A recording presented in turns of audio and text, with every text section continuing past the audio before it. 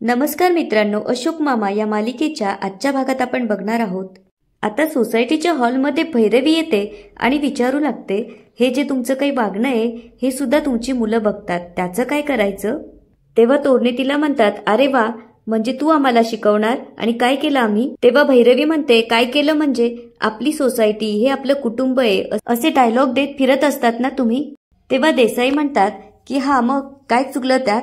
त्यावर भैरवी म्हणते, चुकीचं काहीच नाहीये, पण आपल्यापैकी जर एखादा माणूस असा वागला तर त्याला समजून घ्यायचं की टोचून टोचून मारायचं, त्याची समजूत काढायची की त्याचे असे हे वाभाडे काढायचे. त्यावर तोरणे हसून म्हणतात, वा, चोर तर चोर वर शिरजोर. त्यावर अनिश ओरडूनच म्हणतो, तोरणे, मी चोरी केलेली नाहीये.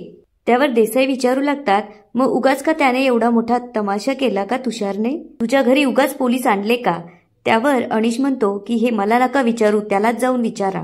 आजच्या आज त्याच्या तोंडावर पैसे फेकून मारतो बघा. तेव्हा किशाभाऊ मध्येच म्हणतो, बाप्पा, मग वर्षा मॅडमच्या पैशाचं काय? तेव्हा भैरवी किशाभाऊवर ओरडत त्याला शांत बसवतो.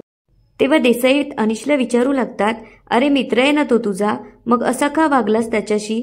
तेव्हा भैरवी म्हणते, तुमचा काय संबंध याच्याशी? त्याचा मित्र आहे, तो बघून घेईन. पुढे ती त्यांना म्हणते, काय हो, तुम्ही काय सगळ्यांची भांडणं सोडवण्याचा मक्ता घेतलायत की काय? त्यावर देसाई खाली मान घालून उभे राहतात. तेव्हा प्रभूबाई भैरवीला म्हणतात, ए भैरवी, काही काय बोलत चाललीस? आजूबाजूला पुरुष मंडळी दिसत नाहीत का तुला? त्यावर भैरवी म्हणते, मी आजूबाजूला कोण उभं आहे हे नाही बघते, पण काय बोलले जातंय हे बघते. जर चुकीचं बोललं जात असेल तर मी ऐकून घेणार नाही. आणि ती देसाईंना म्हणते, देसाई, मुलांना काहीही शिकवण्याच्या आधी स्वतः मॅनर्स शिका. आडल्या नडल्याची मदत करायची असते, मागून वार करायचा नसतो त्यांच्यावर. असं म्हणत आता ती देसाईंच्या हातातला कागद घेते आणि म्हणते, तुमच्यात थोडी जरी हिंमत असेल तर सांगा की हा कागद कोणी छापलाय. आता मात्र कुणीही काहीही बोलायला तयार नसतं. तेव्हा भैरवी म्हणते, आता का गप्प बसलाय? याचा अर्थ तुम्हाला माहितीये की हे कोणी केलंय, पण तुम्ही त्याला पाठीशी घालताय. तेव्हा ती तोरण्यांना म्हणते, काय तोरणे, तुम्हाला काय वाटलं आम्हाला काहीच कळत नाही? तो ए विंग मधला जो फ्लॅट आहे तो आम्ही कधीच सोडलाय, जो तुम्हाला हवा होता. आणि राहिला प्रश्न आमचा इथं राहण्याचा, तर आमच्या इथून पुढच्या 3 पिढ्या पण इथून जाणार नाही, एवढं लक्षात ठेवा. तेव्हा राधाबाईंनी मुद्दामच म्हणते, हे लिहून घ्या. भैरवी म्हणते की तुम्हाला असं वाटत असेल अनिशची बदनामी करून आम्ही इथून निघून जाऊ, तर हे शक्य नाही. आम्हाला तुमचे सगळे डावपेच माहितीये आणि ते उधळून लावायला आम्ही सक्षम आहोत. असं म्हणत भैरवी तिच्या हातातला कागद फाडून त्यांच्या तोंडावर मारून फेकते. आता भैरवी अनिशला तिथून घेऊन घरी येते. तेव्हा सगळेजण तिच्याबरोबर घरी येतात. तेव्हा भैरवीचे बाबा म्हणतात, जे काही झालं ते खूपच वाईट झालं. पुढे ते अनिशला विचारू लागतात, पण मला एक सांग, हे पैसे नक्की मिळणार आहेत की नाही? तेव्हा अनिश म्हणतो, मिळतील. त्यावर भैरवीची आई म्हणते, का विश्वास ठेवायचा आम्ही तुझ्यावर? आधीच एवढा घोळ घालून ठेवलाय. तेव्हा भैरवी तिला म्हणते, आई, बाबा, प्लीज तुम्ही आता इथून जा, आम्हाला काही लागलं तर आम्ही तुम्हाला सांगू. त्यावर तिची आई म्हणते, हो भैरवी, आम्ही जाणारच आहोत, पण ऐक माझं, अगं जरा लवकरात लवकर चांगली नोकरी शोध. आणि अनिशकडे बघून म्हणते, हा काय तुमचं घर सांभाळेल असं वाटत नाही मला. त्यावर भैरवी म्हणते, आई, आता बस, आपण नंतर बोलूया या विषयावर. तेव्हा भैरवीचे बाबा म्हणतात, आम्ही येतो. असं म्हणून ते तिथून जातात. आता ते गेल्यानंतर भैरवी किशाभाऊला विचारू लागते की तुम्ही मुद्दाम करता का? वर्षा मावशींच्या पैशांचा विषय काढायची तुम्हाला काय गरज होती? त्यावर राधाबाईंनी तिची माफी मागू लागते. तेव्हा भैरवी म्हणते की आता हा विषय घरात काढता कामा नये, जा कामाला लागा. असं म्हणून आता ती त्यांना तिथून जायला सांगते. तेव्हा भैरवी अनिश जवळ येऊन म्हणते, अनिश, त्या तुषारचे पैसे लवकरात लवकर देऊन टाक आणि विषय लवकर सॉर्ट आउट कर. हे बघ, आता गणपती पण येतील आणि मुलं पण खूप डिस्टर्ब आहे. तेव्हा अनिश म्हणतो, करतो, तुझ्या सगळ्या ऑर्डर्स फॉलो करतो. काल कुणीही नसताना तू माझ्या अंगावर हात उचललास आणि आज सगळ्यांसमोर आयडियल बायको असल्याचं नाटक करतेय. बरं वाटलं असेल ना तुला? अगं कसं काय जमतं तुला? पुढे तो म्हणू लागतो की मी घर चालवायला कॅपेबल नाहीये, हे सुद्धा प्रूव्ह झालंय आता. मला माफ कर, मी खरंच काही करू शकत नाही. असं म्हणून तो आता तिथून निघून जातो. आता इकडे अशोक मामा रेयांश आणि संयमीला म्हणत असतात, अनिशचं वागणं हाताबाहेर जायला लागलंय, समजत नाही आता काय करू. तेव्हा संयमी त्यांना म्हणते, आजोबा, तुम्ही बोलणार होता ना मावशी बिझनेसबद्दल? त्यावर अशोक मामा म्हणतात, ठीक आहे, पण मला एक सांगा, तुम्ही जो बिझनेस करणार आहात पण तो करणार कसा आहे? कारण बिझनेससाठी स्टाफ लागतो, पैसा लागतो, भांडवल लागतं. यापैकी तुमच्याकडे काहीच नाहीये. तेव्हा संयमी रेयांशला खुणवते आणि म्हणते की तू बोल. तेव्हा रेयांश म्हणतो, आजोबा आजकाल सगळ्याच गोष्टी ऑनलाईन होतात, सो डोंट वरी. त्यावर ते म्हणतात, म्हणजे सगळ्या गोष्टी यंत्राकडून करायच्या आणि माणूस बसला आपला बेकार. त्यावर रेयांश म्हणतो, नाही नाही तसं नाही, जाहिरात ऑनलाईन द्यायची आणि मग ऑर्डर्स मिळवायच्या. त्यावर अशोक मामा म्हणतात, म्हणजे सगळं हवेतच आहे अजून. तेव्हा रेयांश म्हणतो, आजकाल असंच करतात आजोबा, ट्रायल अँड टेस्ट बेसिसवर. त्यावर अशोक मामा म्हणतात, म्हणजे पैसा आणि वेळ फुकट.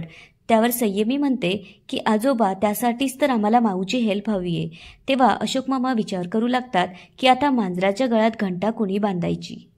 आता इकडे अनिश त्याचे पैसे घ्यायला त्या माणसाकडे जेव्हा येतो तेव्हा तो त्याला 4 लाख रुपये देतो. तेव्हा अनिश त्याला विचारू लागतो, फक्त 4 लाख आणि त्याच्यावरचा इंटरेस्ट कुठे? त्यावर तो म्हणतो, साहेब आधीच तुम्ही किती घाई केली. इन्व्हेस्ट केलेले पैसे लगेच विड्रॉ करावे लागले, त्यात माझा तर काही फॉल्ट नाहीये ना. त्यावर तो म्हणतो, पण साहेब तुमचं नुकसान तर झालं नाहीये ना. तेव्हा अनिश विचार करू लागतो आणि म्हणतो की एवढं सगळं होऊन काहीच फायदा झाला नाही. त्यावर तो विचारू लागतो, एवढं सगळं म्हणजे नक्की काय म्हणायचंय तुम्हाला? त्यावर अनिश म्हणतो, काही नाही. तेव्हा तो म्हणतो, साहेब तुम्हाला एक सांगू का, तुम्ही एकदम मोठा घास घ्यायला जाऊ नका, थोडे थोडे पैसे गुंतवा, फुकटचा सल्ला देतोय तुम्हाला. त्यावर अनिश ओरडून म्हणतो, हे बघा मला तुमचा फुकटचा सल्ला नकोय. त्यावर तो म्हणतो, साहेब केवढं चिडताय, रागवू नका. हे बघा तुम्हाला तुमचे पैसे मिळाले ना, आता मला माझं लायसन द्या. तेव्हा अनिश त्याच्या बॅगमधून काढून त्याच्या हातात देतो. त्यावर तो म्हणतो, थँक्यू साहेब, आणि हां काही गरज लागली तर मला कॉल करा. तेव्हा अनिश ठीक आहे येतो मी असं म्हणून तिथून जातो. आता इकडे भैरवी डोक्याला हात लावून बसलेली असते. तेव्हा राधावहिनी किशभाऊ तिथे येतात. राधावहिनी म्हणू लागते की काय बाईचा जन्मच खोटा, नवऱ्याच्या डोक्यात शिरलं वारं तर बाईचं काही नाही खरं. त्यावर भैरवी त्यांना म्हणते, बास झालं तुमचं, एवढी कामं पडली ती कोण करेल. त्यावर किशभाऊ म्हणू लागतो, एक विचारू का सुनबाई? त्यावर ती म्हणते, बोला. तेव्हा तो म्हणू लागतो की पगार द्यायची वेळ येईल तेव्हा कोण पगार देईल. मला खूप वाईट वाटून राहिलं, कारण सुनबाईची नोकरी गेली, राजाभाऊचं काही खरं नाही आणि भाऊजींचं एवढ्या मोठ्या माणसाकडे कोण पगार मागेल. त्यावर भैरवी मात्र खाली मान घालून उभी राहते. आता इकडे अनिश ईश्वर काकांकडे येऊन 4 लाख रुपये देत म्हणतो की हे घे 4 लाख रुपये, मोजून घे आणि देऊन टाक तुझ्या मुलाला. त्यावर ईश्वर म्हणतो, माझ्या मुलाला? तेव्हा अनिश म्हणतो, हो, आणि अनिश असं म्हणून तिथून जाऊ लागतो. तेव्हा ईश्वर त्याला थांबवत म्हणतो, अनिश आलास काय, चाललास काय, अरे बस आपण चहा घेऊया. त्यावर तो म्हणतो, नाही नको, उगाच परक्या माणसांच्या घरात अनकम्फर्टेबल वाटेल मला. त्यावर ईश्वर म्हणतो, मी परका? आणि तो पुढे म्हणू लागतो, बाळा तुझा जन्म झाला ना तेव्हा तुझ्या बापानंतर या हाताने सांभाळलंय तुला. त्यावर अनिश म्हणतो की मी तुझ्याबद्दल नाही बोलते. त्यावर ईश्वर काका म्हणतात, मला एक सांगा, तुम्ही एकत्र येऊन या विषयावर बोलून मिटून का नाही टाकत. तेव्हा अनिश म्हणतो, मला वेळ नाही आणि त्याला एक गोष्ट आवर्जून सांग, मी त्याचे पैसे फक्त वापरले, चोरले नाही आणि त्याने यासाठी माझी एवढी बदनामी केली, त्यामुळे मी त्याला कधीच माफ करणार नाही. तेव्हा ईश्वर काका म्हणतात, चला निदान मला तरी तू परका नाही म्हणालास. पुढे ते म्हणतात, मैत्रीसाठी जीवपणाला लावणारी आमची पिढी आहे. तू काय, तुषार काय, तुमची पिढी म्हणजे पैशांसाठी मैत्रीपणाला लावणारी.